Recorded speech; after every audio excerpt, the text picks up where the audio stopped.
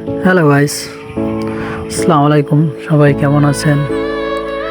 চলে আসলাম আপনাদের সামনে নতুন একটি ব্লগ নিয়ে।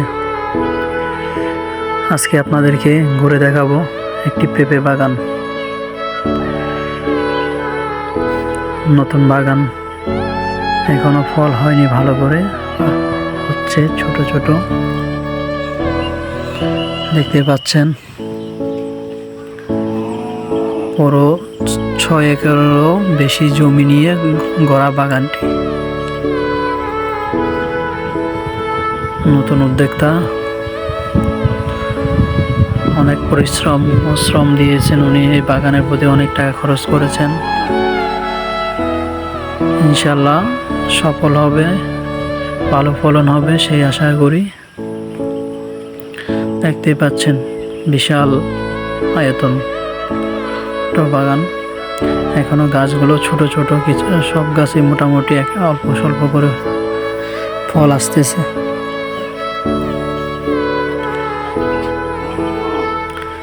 তাই আপনারাও চাইলে করতে পারেন পেঁপে বাগান, খারাপ হয় না, ভালো লাভজনক স্বাবলম্বী হওয়া যাবে। ভালো একটি প্রজেক্ট বলতে পারেন এই পেঁপে বাগান। ফলন হলে লসের কোনো আশঙ্কা নেই, লাভ হবে 100%। এই তো ছোট ছোট দেখা যাচ্ছে পেঁপে বাগান। এদিকে গাছ একটু কম, খরানের কারণে গাছ তেমন বড় হয়নি এখন। তবে আশা করছি খুব তাড়াতাড়ি এগুলো ভালো ফলন এবং গাছ ভালো পুষ্ট হবে।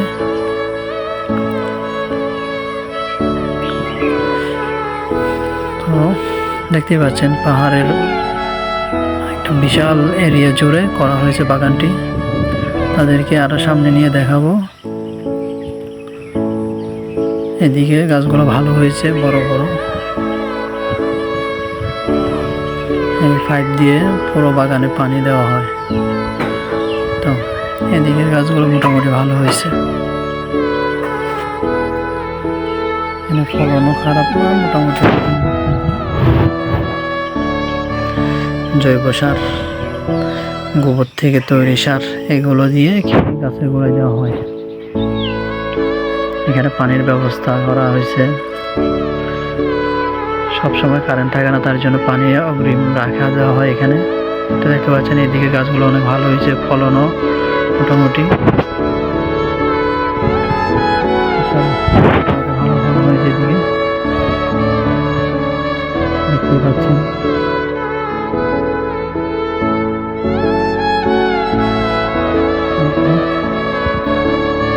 এই গাছগুলোতে মোটামুটি ভালো পেঁপে আসছে। এগুলো মাস কয়েকের ভিতরে সংগ্রহ করা যাবে। গাছও ভালো, ফলনও ভালো। দেখছেন মাশাআল্লাহ, কি সুন্দর। দেখেন এগুলো ভালো হয়েছে, চারা ভালো হবে। উনি সেই উদ্যোক্তা, আমার মামা। ওনার এই পরিশ্রমে গড়ে ওঠা এই বাগানটা। অনেক পরিশ্রম করেছেন উনি এই বাগানের জন্য। আশা করছি সফল হবে।